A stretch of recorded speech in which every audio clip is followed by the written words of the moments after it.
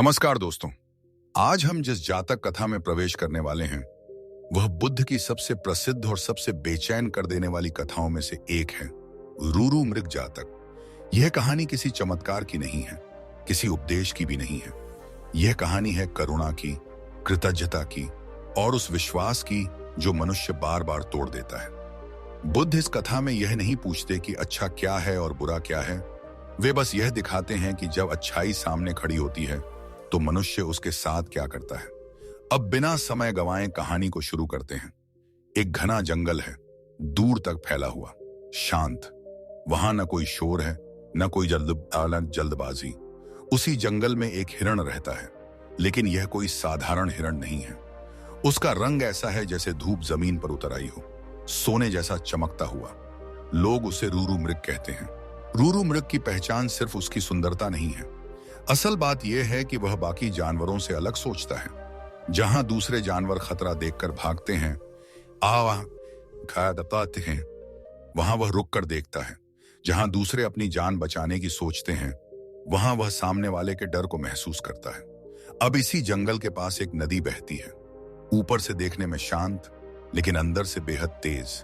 ऐसी नदी जो इंसान को धोखा दे सकती है। एक दिन एक आदमी उस नदी को पार करने की कोशिश करता है। क्यों कर रहा है यह नहीं बताया गया, बस इतना समझ लीजिए, वह आदमी है और इंसान अक्सर अपनी ताकत का गलत अंदाजा लगा लेता है। नदी के बीच पहुंचते ही धारा उसे पकड़ लेती है। पैर जमीन नहीं छूते, सांस टूटने लगती है। अब न कोई योजना है, न कोई चालाकी, सिर्फ डर। वह आदमी चिल्लाता है, कोई मंत्र नहीं, कोई भगवान का नाम नहीं, बस एक आवाज, बचा लो। उसी समय रूरू मृग नदी के किनारे खड़ा होता है। वह सब देखता है और यहाँ एक बहुत अहम पल आता है। यह उसका मामला नहीं है, वह हिरण है और बई ममाए आशा और बशनेम, आदमी नहीं। अगर वह कुछ ना करे तो भी कोई उसे दोष नहीं देगा, लेकिन रूरू मृग सोचता नहीं। वह नदी में कूद जाता है। तेज धारा, भारी शरीर और सामने एक डूबता हुआ इंसान। फिर भी वह पीछे नहीं हटता। वह उस आदमी को अपने सींगों और पीठ का सहारा देता है और धीरे धीरे पूरी ताकत लगाकर उसे नदी के पार ले आता है। आदमी जमीन पर गिर जाता है, सांसें तेज हैं, शरीर कांप रहा है। वह जिंदा है, बस यही सबसे बड़ी बात है। और उसके सामने खड़ा है रूरू मृग। कोई गर्व नहीं, कोई अपेक्षा नहीं। थोड़ी देर बाद रूरू मृग बस इतना कहता है, अब तुम सुरक्षित हो, घर चले जाओ। फिर एक पल रुकता है और बहुत साधारण लहजे में कहता है, बस एक बात याद रखना, मेरे बारे में किसी को मत बताना। इंसानों को पता चला तो मेरी जान खतरे में पड़ जाएगी। वह आदमी सिर हिलाता है। उस वक्त शायद वह सच में मानता भी है कि वह यह वादा निभाएगा। दोनों अपनी अपनी राह चले जाते हैं और यही कहानी एक सवाल छोड़ देती है, क्या इंसान उस पर एहसान को याद रख पाता है जिसने उसकी जान बचाई हो? वह आदमी वहां से चला तो जाता है, लेकिन कहानी उसके साथ खत्म नहीं होती। असल में कहानी अब शुरू होती है। कुछ दिन बीतते हैं। डूबने का डर अब याद बन चुका है। नदी, सांस, मौत, सब पीछे छूटता जा रहा है। और जैसे जैसे डर कम होता है, वैसे वैसे इंसान का असली स्वभाव धीरे धीरे लौटने लगता है। उसी राज्य में एक दिन हलचल मचती है। महल के अंदर से खबर फैलती है कि रानी ने एक सपना देखा है। सपना साधारण नहीं है। उस सपने में एक हिरण आया है, सुनहरे रंग का, चमकता हुआ, किसी और दुनिया का सा। रानी उस सपने को हल्के में नहीं लेती। वह राजा से बार बार उसी हिरण की बात करती है। कहती है कि उसने ऐसा सुंदर जीव कभी नहीं देखा, न सपने में न असल में। राजा पहले हंसकर टाल देता है, लेकिन जब कोई बात बार बार कही जाए, छा बन जाती है। आखिरकार राजा आदेश जारी करता है, जो कोई भी उस सुनहरे हिरण के बारे में बताएगा, जो कोई भी उसका ठिकाना बताएगा, उसे इनाम मिलेगा, बड़ा इनाम। अब जरा उस आदमी को याद कीजिए जिसे नदी से निकालकर रूरू मृग ने जिंदा छोड़ा था। वह यह घोषणा सुनता है। पहले तो उसके दिमाग में कुछ नहीं आता, फिर धीरे धीरे एक तस्वीर उभरती है। सोने जैसा चमकता हिरण, शांत आंखें, वही जंगल। उसके अंदर दो आवाजें उठती हैं। एक कहती है, उसने मेरी जान बचाई थी। दूसरी कहती है, यह मौका दोबारा नहीं मिलेगा। इंसान जब अकेला होता है तो अक्सर सही बात सोचता है, लेकिन जब लालच सामने खड़ा हो तो सोच बदलने लगती है। वह आदमी खुद को समझाने लगता है, कहता है, मैंने उसे मारा तो नहीं है, सिर्फ बताया ही तो है। अगर राजा ने कुछ किया तो वह उसकी जिम्मेदारी है। यही इंसान सबसे बड़ा धोखा खुद को देता है। वह मान लेता है कि जानकारी देना और नुकसान करना अलग अलग बातें हैं। आखिरकार वह आदमी महल की ओर चलता है। हर कदम के साथ उसका दिल भारी होता जाता है, लेकिन हर कदम के साथ इनाम की तस्वीर भी साफ होती जाती है। वह राजा के सामने खड़ा होता है और धीरे से कहता है, मुझे उस हिरण के बारे में पता है जिसका रंग सोने जैसा है।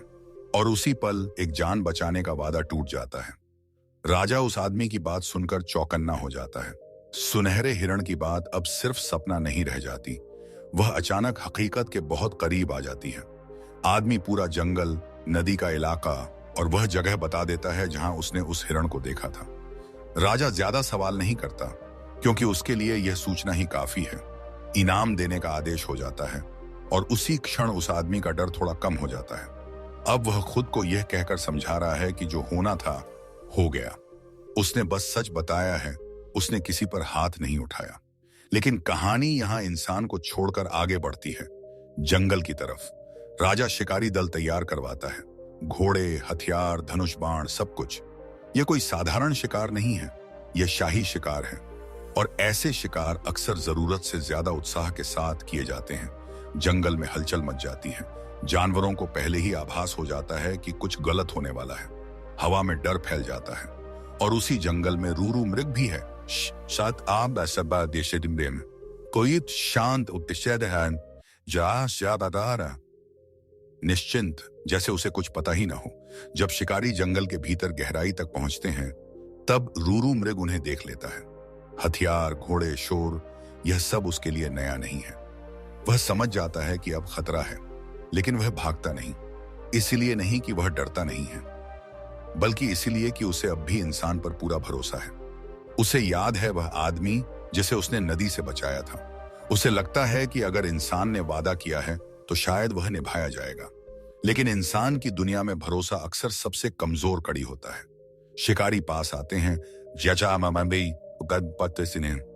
राजा खुद भी वहीं होता है, और जैसे ही राजा की नजर रूरू मृग पर पड़ती है, वह ठिठक जाता है। सपना और हकीकत एक हो जाते हैं। वही चमक, वही शांत आंखें। राजा के मन में शिकार की जगह जिज्ञासा आ जाती है। वह धनुष नीचे करवा देता है। रूरू मृग को पकड़ने का आदेश होता है, मारने का नहीं। रूरू मृग को घेर लिया जाता है। वह अब भी शांत है। कोई छटपटाहट नहीं, कोई डर नहीं। उसे पकड़कर राजा के सामने लाया जाता है। और तब रूरू मृग बोलता है। वह राजा से पूछता है कि उसने क्या अपराध किया है जो उसे इस तरह घेरा गया है। उसकी आवाज में शिकायत नहीं है, बस सवाल है। राजा सच बताता है कि उसे एक आदमी ने बताया था, एक ऐसा आदमी जिसे रूरू मृग ने नदी से बचाया था। यह सुनते ही रूरू मृग समझ जाता है। कोई क्रोध नहीं आता, कोई हैरानी नहीं होती, बस एक गहरी शांति होती है, जैसे उसे पहले से पता था कि ऐसा ही होगा। वह राजा से कहता है कि अगर किसी को दंड देना है तो उसे दिया जाए, उस आदमी को नहीं, क्योंकि लालच इंसान की आदत है और आदतों के लिए पूरी तरह दोष देना भी आसान नहीं होता। राजा रूरू मृग की बात सुनकर कुछ देर तक कुछ नहीं बोलता। सामने खड़ा हिरण किसी अरैरी अपराधी जैसा नहीं लग रहा, बल्कि ऐसा लग रहा है जैसे वही इस पूरे दृश्य का सबसे शांत और सबसे सुलझा हुआ पात्र हो। राजा के लिए यह अजीब है, क्योंकि आमतौर पर शिकार के समय डर दिखता है, विनती दिखती है, लेकिन यहां कुछ भी वैसा नहीं है। रूरू मृग न भाग रहा है, न गिड़गिड़ा रहा है, न किसी तरह की चाल चल रहा है। वह बस खड़ा है और सच बोल रहा है। राजा उस आदमी को भी बुलवाता है जिसने हिरण के बारे में जानकारी दी थी। जब वह आदमी सामने आता है और रूरू मृग को देखता है तो उसकी नजर झुक जाती है। यह वही हिरण है, वही आंखें, वही शांति। उसी पल उसे याद आता है कि कैसे यह हिरण उसे नदी के बीच से निकाल कर लाया था, कैसे उसने बिना कुछ मांगे उसकी जान बचाई थी, और अब वही हिरण उसके सामने बंधा हुआ खड़ा है उसकी वजह से। राजा उस आदमी से पूछता है कि क्या यही वह हिरण है। आदमी हां कह देता है। वह यह भी स्वीकार करता है कि रूरू मृग ने ही उसे नदी से बचाया था। यह स्वीकारोक्ति किसी बहादुरी से नहीं आती, यह डर और शर्म से आती है। राजा पूरी बात समझ जाता है। यहाँ कोई रहस्य नहीं बचता। एक तरफ करुणा है, दूसरी तरफ लालच। राजा रूरू मृग की ओर देखता है और उससे पूछता है कि वह क्या चाहता है। यह सवाल बहुत भारी है, क्योंकि शक्ति राजा के पास है, लेकिन नैतिक ऊंचाई इस समय हिरण के पास है। रूरू मृग बहुत साधारण शब्दों में जवाब देता है। वह कहता है कि उसे अपने लिए कुछ नहीं चाहिए, बस इतना चाहता है कि उस आदमी को दंड न दिया जाए। वह कहता है कि इंसान का मन कमजोर होता है, लालच आ जाना स्वाभाविक है, और अगर हर कमजोरी पर दंड दिया जाएगा तो समाज डर से भर जाएगा। यह बात राजा को अंदर तक छू जाती है। उसने पहली बार देखा है कि कोई अपने साथ हुए विश्वासघात के बदले बदला नहीं मांग रहा, बल्कि समझ की बात कर रहा है। राजा आदेश देता है कि रूरू मृग को छोड़ दिया जाए। न सिर्फ छोड़ा जाए, बल्कि उसके जंगल और उसके साथियों को किसी भी तरह का नुकसान न पहुंचाया जाए। वह घोषणा करता है कि उस वन क्षेत्र को सुरक्षित घोषित किया जाता है। उस आदमी की सजा भी माफ कर दी जाती है। राजा उसे चेतावनी देता है कि जीवन में कभी फिर किसी ऐसे प्राणी का विश्वास न तोड़े जिसने बिना स्वार्थ उसकी मदद की हो। आदमी सिर झुका लेता है। यह पश्चाताप दिखाने का प्रदर्शन नहीं है, यह बस एक भारी मन है जो अब कुछ समझ चुका है। रूरू मृग जंगल की ओर लौट तो जाता है, लेकिन कहानी वहीं खत्म नहीं होती। असल में यहीं से कहानी का असर फैलना शुरू होता है। राजा महल लौट आता है, लेकिन उसके मन में शिकार का रोमांच नहीं है। वह बार बार उसी दृश्य को याद करता है। एक हिरण बंधा हुआ फिर भी शांत, और एक आदमी साहस आजाद फिर भी अंदर से टूटा हुआ। राजा पहली बार यह समझता है कि शक्ति हमेशा हथियार में नहीं होती। कभी कभी वह उस प्राणी के पास होती है जिसके पास खोने के लिए कुछ भी नहीं होता। महल में रानी भी सब सुनती है। जिस हिरण को वह सिर्फ एक सुंदर सपना समझ रही थी, वह अब उसके लिए एक जीवित प्रश्न बन चुका है। वह भी समझ जाती है कि सुंदरता को पाने की जिद कितनी जल्दी विनाश में बदल सकती है। यहाँ कोई पश्चाताप का लंबा दृश्य नहीं है, बस एक चुप्पी है, और वही चुप्पी बहुत कुछ कह देती है। उधर जंगल में रूरू मृग अपने झुंड के पास पहुंचता है। बाकी हिरण उसे घेर लेते हैं। उन्हें पता है कि कुछ बड़ा हुआ है। रूरू मृग उन्हें पूरी बात नहीं सुनाता, क्योंकि उसे कहानी सुनाने का शौक नहीं है। वह बस इतना कहता है कि इंसान भी सीख सकता है अगर उसे आईना दिखाया जाए। लेकिन सभी जानवर उससे सहमत नहीं होते। कुछ कहते हैं कि इंसान पर भरोसा करना ही सबसे बड़ी भूल है। कुछ कहते हैं कि अगली बार ऐसा मौका आए तो किसी की मदद नहीं करनी चाहिए। यहाँ बुद्ध बहुत सूक्ष्म बात रख देते हैं। करुणा का रास्ता हमेशा सुरक्षित नहीं होता, लेकिन डर का रास्ता हमेशा खाली होता है। रूरू मृग सब सुनता है, लेकिन अपनी बात नहीं बदलता। वह कहता है कि अगर किसी एक इंसान ने विश्वास तोड़ा, तो इसका मतलब यह नहीं कि करुणा गलत थी। अगर ऐसा सोच लिया जाए तो फिर अच्छाई का कोई मतलब ही नहीं बचेगा। उधर उस आदमी का जीवन भी बदल चुका है। इनाम उसके पास है, लेकिन शांति नहीं। हर बार जब वह नदी के पास से गुजरता है, उसे वही पल याद आता है जब वह डूब रहा था, और हर बार उसे वही आंखें दिखती हैं, शांत, बिना शिकायत की। यह अपराध बोध उसे सजा से ज्यादा भारी लगता है। यहाँ बुद्ध यह दिखाते हैं कि कभी कभी समाज की माफी काफी नहीं होती, असली सजा भीतर चलती रहती है। राज्य में धीरे धीरे यह कथा फैलने लगती है। लोग इसे किसी चमत्कार की तरह नहीं सुनते, बल्कि एक असहज सच्चाई की तरह सुनते हैं कि इंसान को एक हिरण ने वह सिखाया जो इंसान इंसान को नहीं सिखा पाया। विषम से आगे तो बढ़ता है, लेकिन यह कहानी लोगों के मन से जल्दी नहीं जाती। जंगल में अब भी वही पेड़ हैं, वही नदी बह रही है, वही रास्ते हैं, लेकिन इंसानों के भीतर कुछ बदल चुका है। रूरू मृग की बात सिर्फ एक घटना नहीं रह जाती, वह एक कसौटी बन जाती है जिस पर लोग अपने फैसलों को तौलने लगते हैं। राजा के दरबार में जब भी किसी अपराधी का मामला आता है, राजा अनजाने में उसी हिरण को याद करता है। वह सोचता है कि अगर उस दिन रूरू मृग बदले की मांग करता तो शायद न्याय आसान होता, लेकिन उसने माफी मांगी, और माफी ने राजा के लिए रास्ता कठिन बना दिया, क्योंकि माफी के बाद सोचने की जिम्मेदारी बढ़ जाती है। राजा अब सजा देने से पहले ज्यादा सुनता है। यह बदलाव किसी नियम में लिखा नहीं गया है, लेकिन व्यवहार में उतर आया है। लोग नोटिस करते हैं कि राजा अब जल्दी फैसले नहीं लेता, और यही सबसे बड़ा फर्क है। उधर जंगल में रूरू मृग पहले जैसा ही जीवन जी रहा है। वह खुद को किसी महान काम का नायक नहीं मानता। उसके लिए वह दिन बस एक दिन था, जैसे बाकी दिन। वह जानता है कि करुणा कोई उपलब्धि नहीं होती, वह स्वभाव होती है। लेकिन बाकी जानवर उसे अलग नजर से देखने लगे हैं। कुछ में सम्मान है, कुछ में डर, कुछ में सवाल। रूरू मृग यह सब देखता है और समझता है कि हर सही काम तुरंत समझ में नहीं आता। कभी कभी उसका असर समय लेकर दिखता है। वह आदमी जिसने विश्वास तोड़ा था अब भी उसी राज्य में रहता है। लोग उसे इनाम के साथ देखते हैं, लेकिन वह खुद को भारी महसूस करता है। वह जानता है कि उसने कानून नहीं तोड़ा, लेकिन उसने कुछ और तोड़ा है। ओ फैला माम, एक मौन भरोसा। और यह भरोसा टूटने की आवाज किसी अदालत में नहीं गूंजती, वह सिर्फ अंदर सुनाई देती है। धीरे धीरे वह आदमी दूसरों की मदद करने लगता है। कोई बड़ा कारण नहीं, कोई प्रचार नहीं, बस शायद वह अपने भीतर के बोझ को हल्का करना चाहता है। बुद्ध यहां यह नहीं कहते कि वह सुधर गया,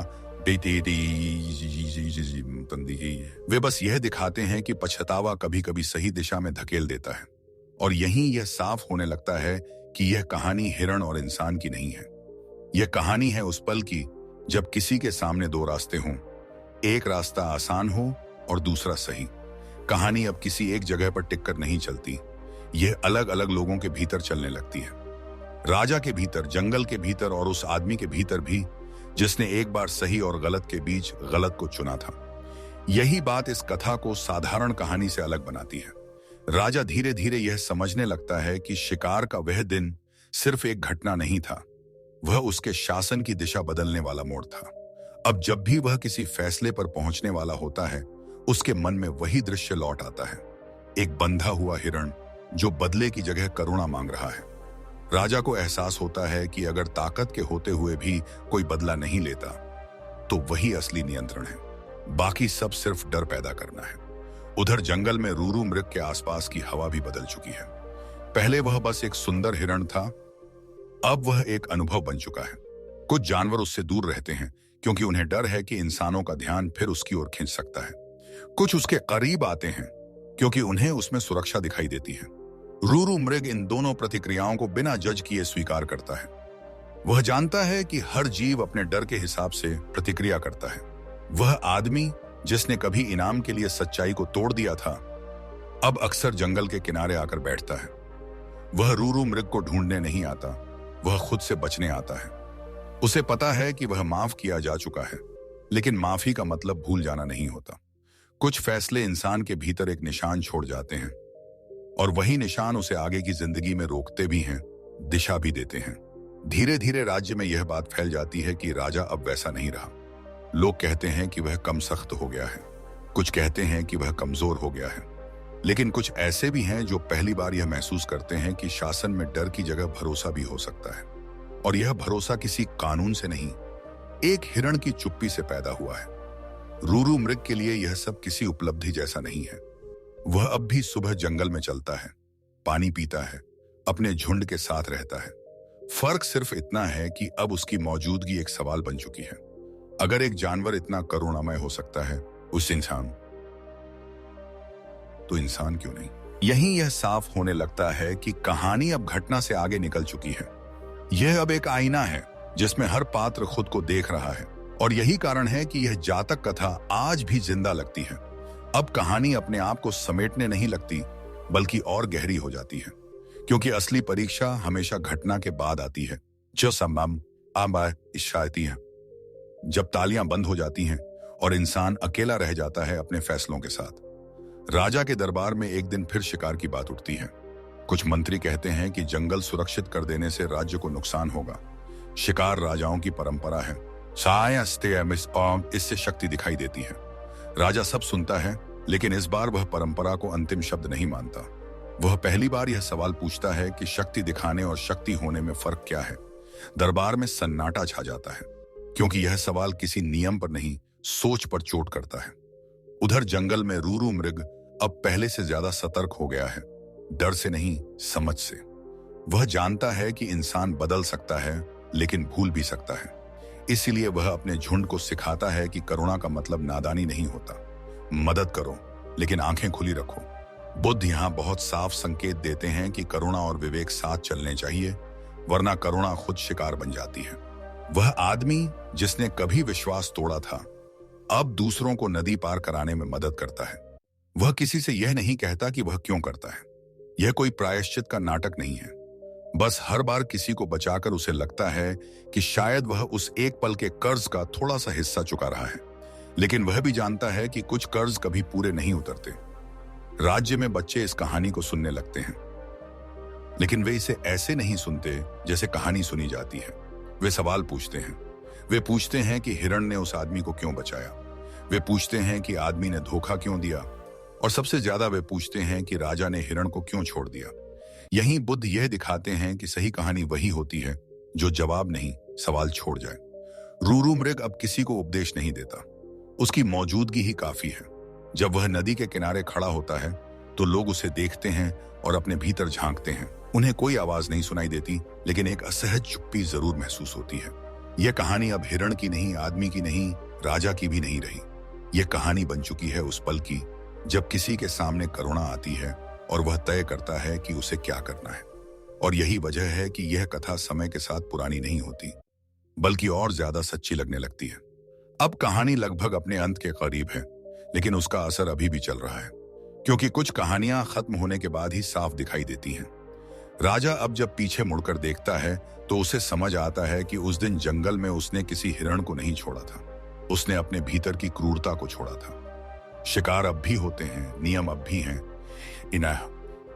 दिनेन, लेकिन निर्णयों में जल्दबाजी नहीं है। राजा यह मानने लगा है कि हर शक्ति का प्रयोग जरूरी नहीं होता और हर मौका लिया ही जाए उसा